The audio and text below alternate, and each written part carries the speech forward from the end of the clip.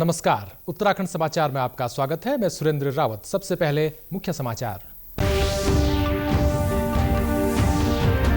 वित्त मंत्री निर्मला सीतारमण ने वित्त वर्ष 2025-26 का आम बजट किया पेश। कहा, समावेशी प्रगति के पथ पर कामगार, किसान, निजी क्षेत्र सबको साथ लेकर चलने का रहेगा जोर।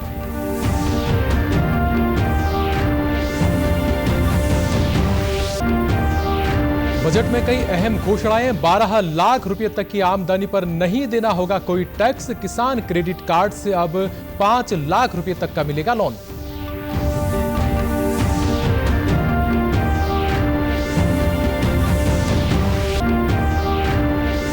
और राष्ट्रीय खेलों में उत्तराखंड ने 6 पदक किए अपने नाम। देहरादून में खिलाड़ियों को दिया जा रहा खाने के दौरान कैलोरी प्रोटीन का हिसाब ताकि फिटनेस ना हो खराब।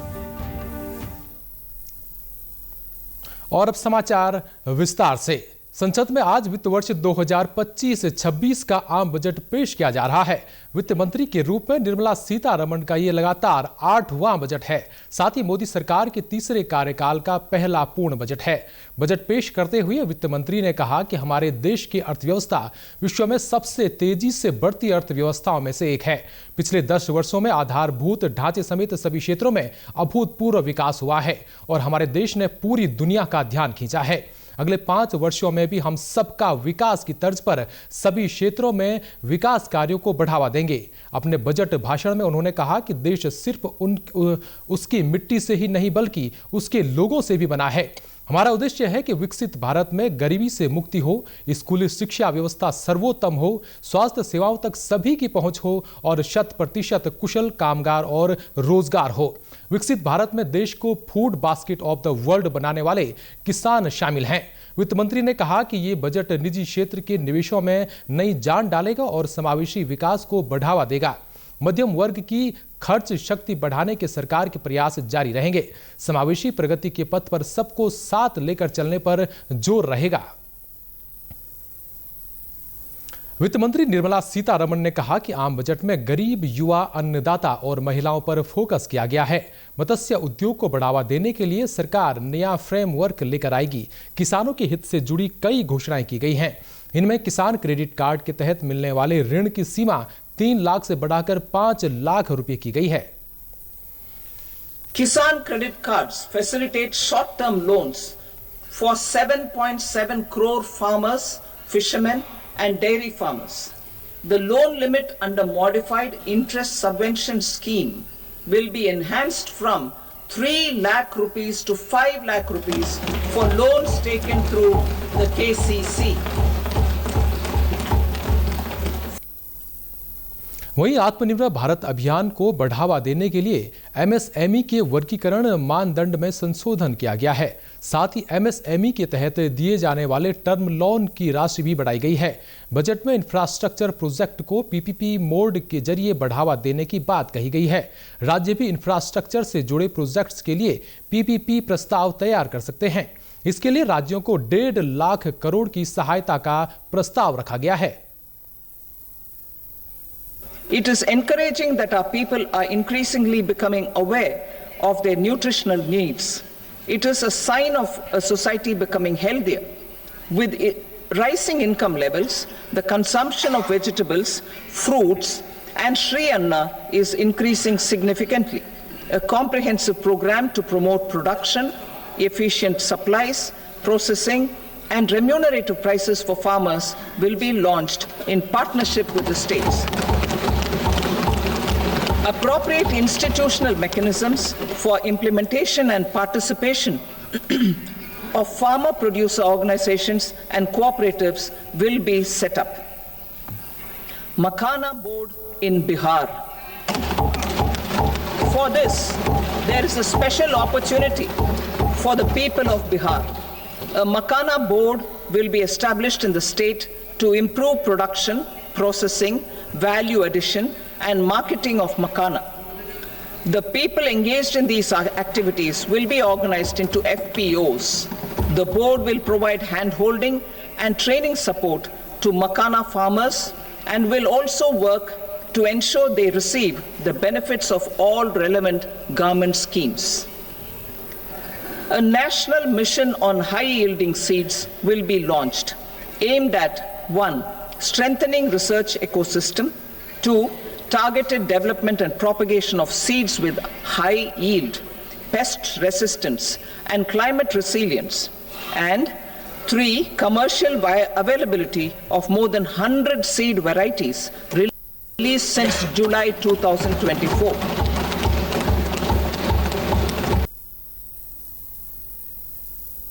मध्यम वर्ग के लिए राहत की खबर है। वित्त मंत्री निर्मला सीतारमण ने घोषणा की है कि 12 लाख रुपए तक की आय पर इनकम टैक्स में छूट दी गई है।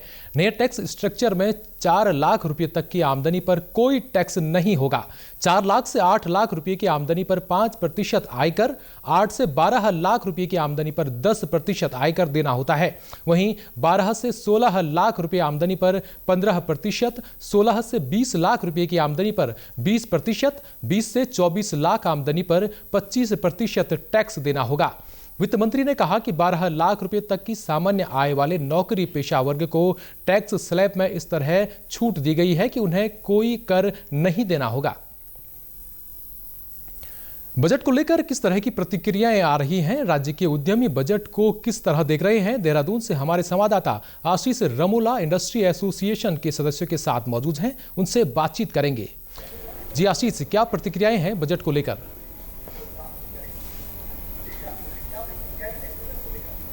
जी बिल्कुल, अगर आज ये बजट की बात करी जाए तो मोदी सरकार का जो तीसरा बजट यहाँ पर है, बड़ा ही समावेशी बजट यहाँ पर आया है। जिस तरीके से आम बजट इसे कहा जाता है तो बेहद ही आम बजट है। सभी वर्गों को इसमें ध्यान रखते हुए ये बजट आया है।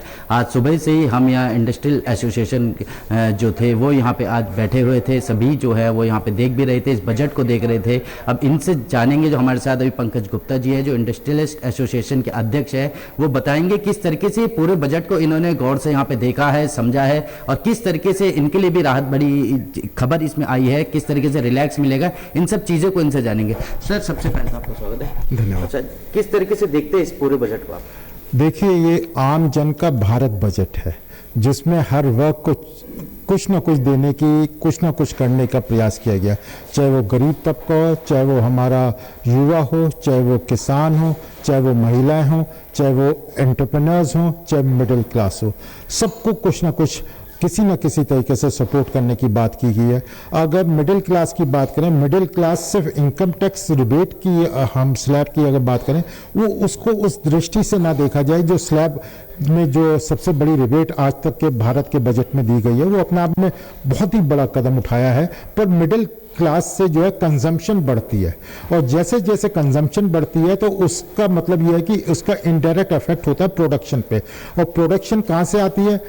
एमएसएमई से आती है, किसान से आती है, हमारी लार्ज इंडस्ट्रीज से आती है। तो उनसे उन सारे सेक्टर्स को ग्रोथ मिलेगी। मेक इन इंडिया का जो प्रधानमंत्री जी का प्रोग्राम है वो और मजबूत होगा और आत्मनिर्भर भारत की जो हम बात कर रहे हैं, विकसित भारत की हम 2047 की जो बात कर रहे हैं, उस दिशा में एक बहुत बड़ा कदम जो है माननीय वित्त मंत्री जी ने आज के केंद्रीय बजट से उठाया है। एक ये देखा जा रहा है जो 12% तक कोई भी यहाँ पे जो टैक्स नहीं दे पाएगा। आम जनता किस तरीके से समझे कि 12 लाख तक कोई भी यहाँ पे टैक्स नहीं दिया जाएगा, किस तरीके से आम जनता भी समझेगी? देखिए, ये टैक्स स्लैब्स होते हैं, हमारे इनकम टैक्स के टैक्स स्लैब्स होते हैं, उसमें उन्होंने चेंजेस करे हैं। और अगर हम देखें इसकी कैलकुलेशंस जो हैं अगर करें तो 12 लाख रुपए तक आपको निल टैक्स देने की जो बात कही है वो अपने आप में एक बहुत बड़ी बात है। टैक्स स्लैब्स में आप अपने आप को अगर उसके हिसाब से आप गणना करेंगे तो आपको पाएंगे कि 12 लाख तक आपको कोई टैक्स नहीं देना है। स्टैंडर्ड डिडक्शन हो, कैपिटल गेन टैक्स है और बहुत सारी चीज़ें इसमें क्यूमुलेटिव इफेक्ट आता है, तो 12 लाख तक हमें कोई टैक्स नहीं देना। तो जो पूरा ये जो समावेशी बजट आया है इसमें अगर ये देखा जाए इंडस्ट्रियलिस्ट के लिए, तो अगर खास तौर पर आप लोगों के लिए किस तरीके से आगे के लिए क्या रहेगा, कितना किफ़ायती भी रहा है? देखिए, सबसे बड़ी बात अगर मैं एमएसएमई सेक्टर की बात करूं तो उसमें यह है कि लोन मिलना अब सरल होगा। और लोन जो हम, जैसे कि हमें सबसे बड़ी दिक्कत आती है वो है कोलेट्रल सिक्योरिटी की। तो इसमें जो है कोलेट्रल सिक्योरिटी की जो हमें क्रेडिट गारंटी जो हमें सहूलियत मिलती थी वो अभी तक 5 करोड़ की थी, उसको बढ़ाकर 10 करोड़ किया। क्योंकि माइक्रो एंड स्मॉल एंटरप्राइजेस की अगर हम बात करते हैं तो स्मॉल की जो सीमा थी वो 10 करोड़ थी, उसके बराबर कवर अगर क्रेडिट गारंटी की हमें सहूलियत दी जा रही है, वो अपने आप में बहुत बड़ी फैक्टर है। तो इससे जो है नए एंटरप्रेन्योरशिप जो है वो ग्रो करेगा। सेल्फ हेल्प ग्रुप्स को, महिला उद्यमियों को, स्टार्टअप्स को, इन सारे जो नए एंटरप्रेन्योरशिप है उसको बहुत बड़ा जो है इस बजट में जो है बहुत सारी चीज़ें देने की बात की गई है। मैं समझता हूँ कि फंड ऑफ फंड्स की बात है, बहुत सारी चीज़ें इसमें देने की बात की गई है। मैं समझता हूँ कि इससे सस्ता ऋण, सुलभ ऋण, वो सब मिल पाएगा। उससे जो है एंटरप्रेन्योरशिप बढ़ेगी और इंडस्ट्रियलाइजेशन और अच्छा होगा। पहाड़ों में हमारे काहे उद्यमी जो रहते थे, जो छोटे उद्यमी हैं, उनको लोन लेने में काफ़ी परेशानी भी होती थी। किसान क्रेडिट कार्ड लिमिट अब 3 लाख से 5 लाख भी कर दी। तो जो छोटे उद्यमी थी, जो पहाड़ के जो किसान थे, उनके लिए भी कुछ फायदा लेके आया है। देखिए, इसमें क्रेडिट कार्ड की बात की गई है। छोटे उद्यमियों के लिए, माइक्रो एंटरप्राइजेस के लिए 5 लाख तक का क्रेडिट कार्ड वो देंगे। तो क्रेडिट कार्ड तो एक सिंपल प्रोसेस होता है, उसके माध्यम से आप बैंक जाइए, क्रेडिट कार्ड लीजिए और जितने आपको जब जैसे आपको स्पेंड करना है उस हिसाब से आप क्रेडिट कार्ड के माध्यम से स्पेंड करिए। आप जब क्रेडिट कार्ड की ड्यू डेट आती है उसका पेमेंट कर दीजिए। तो मैं समझता हूं कि इससे सरल तरीका और कोई नहीं हो सकता। जैसे कि आपने कहा कि दूर दराज और पहाड़ों में जो छोटे उद्यमी हैं वो लोन के लिए अप्लाई करने में, पेपर वर्क करने में उन्हें दिक्कतें आती थी। सिंपली एक क्रेडिट कार्ड लें, 5 लाख का लोन कभी भी वो उस क्रेडिट कार्ड के माध्यम से उठा सकते हैं। तो ये थे हमारे साथ पंकज गुप्ता जी। तो सुरेंद्र जी शुक्रिया आशीष, तमाम जानकारी के लिए। बढ़ते हैं अगली खबर की ओर। अब बात करेंगे राष्ट्रीय खेलों की। राष्ट्रीय खेलों में अब तक मणिपुर 19 पदकों के साथ शीर्ष पर है। मणिपुर को 9 स्वर्ण, 7 रजत और 3 कांस्य पदक मिल चुके हैं। वहीं दूसरे नंबर पर सर्विसेज स्पोर्ट्स कंट्रोल बोर्ड को 18 पदक मिले हैं, जिसमें 9 स्वर्ण, 6 रजत और 3 कांस्य पदक मिले हैं। वहीं तीसरे नंबर पर कर्नाटक है, जिसे 9 स्वर्ण, 4 रजत और 4 कांस्य पदक मिले हैं। वहीं उत्तराखंड 6 पदक जीत पाया है, जिनमें अभी तक 1 स्वर्ण, 2 रजत और 3 कांस्य पदक शामिल हैं।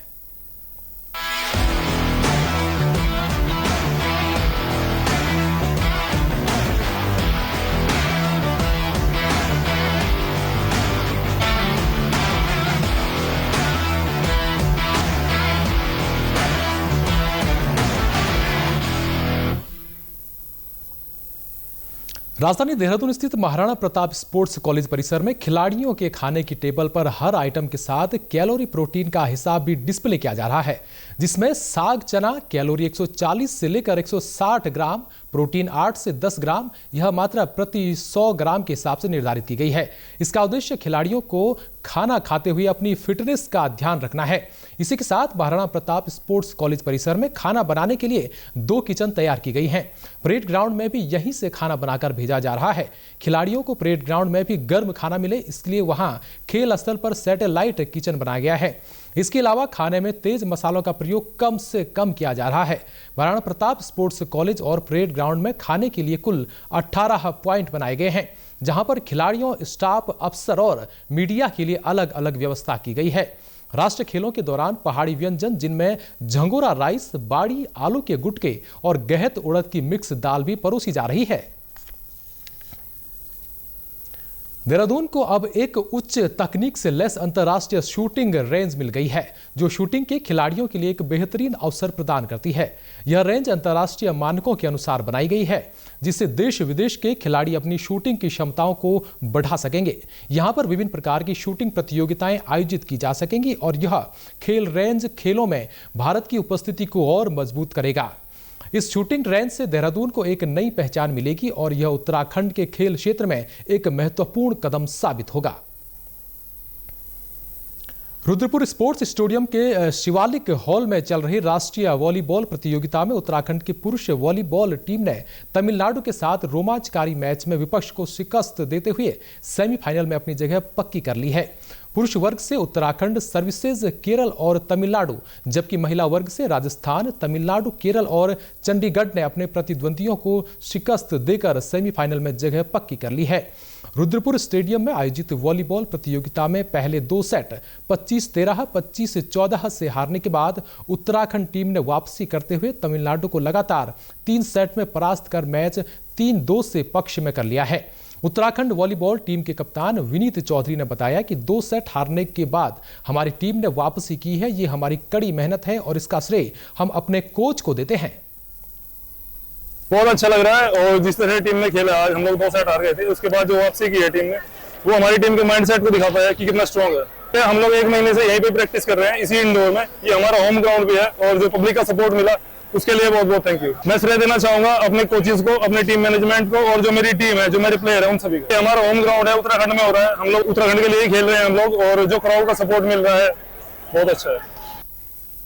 वहीं केरल से पराजित कर्नाटक महिला वॉलीबॉल टीम की खिलाड़ी प्रियंका और सोमलिया ने कहा कि हार जीत अलग बात है, लेकिन हमने अपना सर्वश्रेष्ठ प्रदर्शन किया। हम अपने प्रदर्शन से खुश हैं। उन्होंने बताया कि हम दोनों आयकर विभाग में कार्यरत हैं। उन्होंने आयोजकों द्वारा की गई व्यवस्थाओं पर संतुष्टि व्यक्त की है। We are happy. We have come here to participate. Winning and losing is the second thing. Like we have given our best to. We have fought. How much we can? We have gave fought. so much fight to the another team. So we are happy. What we did, we are happy about it.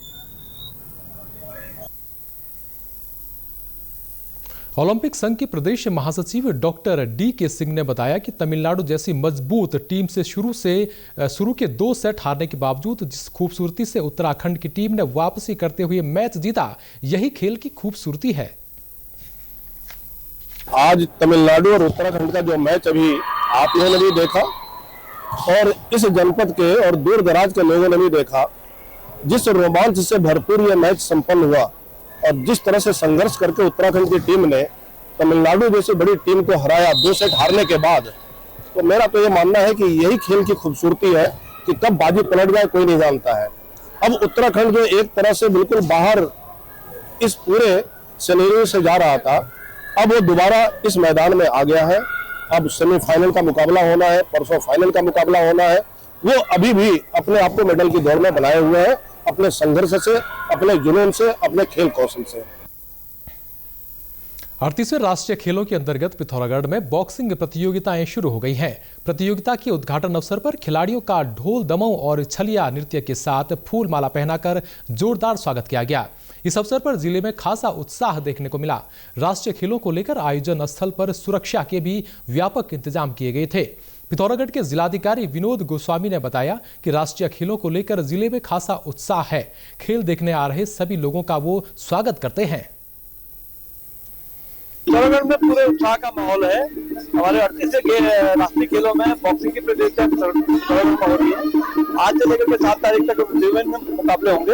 आप देख रहे हैं कि यहाँ पर संस्कृति विभाग और जिला प्रशासन पिथौरागढ़ के द्वारा भी खिलाड़ियों के स्वागत के लिए और विभिन्न प्रकार के सांस्कृतिक कार्यक्रम भी करे जा रहे हैं। सांस्कृतिक दल भी हैं। वहीं पहले दिन के बॉक्सिंग खेलों में महिला वर्ग में 8 मुकाबले खेले गए, तो वहीं पुरुष वर्ग में 10 मुकाबले खेले गए, जिनमें एक पवन बर्थवाल और बबीता बिष्ट ने अपने मैच जीते, जबकि एक महिला खिलाड़ी को हार का सामना करना पड़ा। पहले दिन के खेल के बाद विजयी खिलाड़ी काफी उत्साहित दिखाई दिए और उन्होंने उम्मीद जताई कि आने वाले मुकाबलों में भी वो जीतकर मेडल पक्का करेंगे। सर, आज पहला दिन था। इसमें जो बाउट्स की आज हमें जो डिटेल थी वो 10 बाउट बॉयज सेक्शन में थी और 10 बाउट गर्ल्स सेक्शन में। टोटल जैसा कि आपने देखा कि 2 रिंग्स इसमें चल रहे थे। दोनों रिंगों में आप जैसा कि 2 बजे हमारा पहला बाउट स्टार्ट हो गया था और आज 4 साढ़े 4 बजे तक की हमारे आज की जो 10 बाउट मैन सेक्शन की और 10 बाउट वुमेन सेक्शन की हमारी कंप्लीट हो गई है। सर, काफी अच्छा रहा और हमारे कोचिंग हमें जो मेहनत की है उसका हमको मिल रहा है। हमने अच्छी प्रैक्टिस की है, हमारी कोचिंग हमें बहुत मेहनत की है, तो आगे भी मैं चाहूंगी कि आगे भी अच्छा रिजल्ट होगा। और आज मेरे महाराष्ट्र की फाइट थी, महाराष्ट्र के साथ थी और मैं जीत गई उससे। एक्सपीरियंस बहुत अच्छा था। यहाँ पे सब कुछ बहुत अच्छा है, सारी फैसिलिटी सब कुछ बहुत अच्छी है। सीमांत जनपद पिथौरागढ़ में नेशनल गेम्स के अंतर्गत आयोजित हो रही बॉक्सिंग प्रतियोगिता में देश भर के राष्ट्रीय और अंतर्राष्ट्रीय स्तर के बॉक्सर अपने मुक्के का दम दिखाते नजर आ रहे हैं। ऐसे में ओलंपिक में भारत का प्रतिनिधित्व कर चुकी हरियाणा की जैस्मिन भी पिथौरागढ़ पहुंची है। अपना पहला मुकाबला आसानी से जीत चुकी जैस्मिन से खास बातचीत की हमारे संवाददाता राकेश पंत ने। उत्तराखंड में नेशनल गेम चल रहे हैं और पिथौरागढ़ में उसकी बॉक्सिंग प्रतियोगिता आयोजित हो रही है। पिथौरागढ़ में तमाम खिलाड़ी देश भर से पहुंचे हैं। इस वक्त मेरे साथ एक खिलाड़ी है जो ओलंपिक में भारत का प्रतिनिधित्व कर चुकी है, जैस्मिन। उनसे बातचीत करेंगे। जैस्मिन, पिथौरागढ़ आके कैसा लग रहा है? नेशनल गेम्स में आप खेल रही हैं, क्या कहेंगे? काफी अच्छा लग रहा है यहाँ पे आके, और यहाँ पे थोड़ा पहाड़ी इलाका भी है तो काफी देखने में काफी सुंदर है, और जो कंपटीशन का माहौल है वो भी एकदम जबरदस्त है। कौन कौन सी प्रतियोगिता में इससे पहले आप पार्टिसिपेट कर चुके हैं? सर मैं Commonwealth games, Asian championship, Asian games और अभी हाल ही में ओलंपिक्स में खेल गई हूँ सर। अभी नेशनल गेम में क्या एम लेकर चल रही है? यही है कि अपना बेस्ट परफॉर्मेंस देना है यहाँ पे, और अपने आप को देखना है कि पहले से कितना इम्प्रूवमेंट हुआ है। मेन तो यही है यहाँ पे आके। दूसरा जो नए खिलाड़ी हैं, क्योंकि आप सीनियर भी हैं और लंबे समय से खेल रही हैं, ओलंपिक खेल चुकी हैं, उनको क्या संदेश देंगे, किस तरीके से तैयारी करें? सब अपना अपना बेस्ट देते हैं इस लेवल पे, मतलब जो भी एथलीट है तो सब अपना बेस्ट देते हैं। बस ये है कि अपने आप पे कॉन्फिडेंस रखो और अपने आप को हर दिन पहले दिन से इम्प्रूव करते रहो। Thank you. तो ये थी जैस्मीन, जिन्होंने बताया कि उनका प्रयास इस गेम्स में अपना बेस्ट देने का है। पिथौरागढ़ से राकेश पंत, डीडी न्यूज उत्तराखंड। जनपद रुद्रप्रयाग मुख्यालय स्थित अटल उत्कृष्ट राजकीय इंटर कॉलेज का दूसरा वार्षिकोत्सव धूमधाम से मनाया गया। इस अवसर पर छात्र छात्राओं ने रंगारंग सांस्कृतिक कार्यक्रमों की प्रस्तुति दी। वार्षिकोत्सव में मुख्य अतिथि नवनिर्वाचित नगर पालिका अध्यक्ष संतोष रावत, विद्यालय के प्रधानाचार्य सहित अन्य गणमान्य अतिथियों द्वारा कार्यक्रम का शुभारंभ किया गया। मुख्य अतिथि नगर पालिका अध्यक्ष संतोष रावत ने कहा कि जनपद मुख्यालय का महत्वपूर्ण विद्यालय होने के साथ साथ यहां पर छात्र छात्राओं को बेहतर शिक्षा भी दी जाती है। उन्होंने कहा कि विद्यालय द्वारा जो भी मांगे रखी गई हैं उन्हें प्राथमिकता के आधार पर पूरा करने का प्रयास किया जाएगा। देखिए, आज वार्षिकोत्सव में मुख्य अतिथि के रूप में हमें आने का अवसर मिला और हम तो बड़े सौभाग्यशाली और गौरवान्वित महसूस कर रहे हैं कि हम उसी स्कूल में जहाँ हमने पढ़ा है वहाँ से हम मुख्य अतिथि के रूप में आए हैं और प्रधानाचार्य तमाम लोगों ने और स्टाफ ने अपनी मांगे रखी है और मैं विश्वास दिलाता हूँ पूरे स्टाफ को हम इनकी सारी मांगे पूरी करने जा रहे हैं पूरे नगर पालिका से, और भविष्य में जो भी मांगे होंगी उनको भी हम पूरा करने का पूरा प्रयास करेंगे। बढ़ रहा है ये जितने भी बच्चे स्कूल में हमारे और आज चाहे कल्चर प्रोग्राम हो चाहे खेल कूद हो, तमाम तरह के कार्यक्रमों में बच्चे प्रतिभाग करते हैं और उसी से देश के भविष्य की नींव का निर्माण होता है। और आज जितने भी बच्चे यहाँ पर भविष्य की शुभकामनाएं देते। वहीं प्रधानाचार्य राजवीर सिंह भदौरिया ने कहा कि विद्यालय का दूसरा वार्षिकोत्सव मनाया जा रहा है। इसमें पूरे साल भर की तैयारियों का भी लेखा जोखा प्रस्तुत किया जाता है।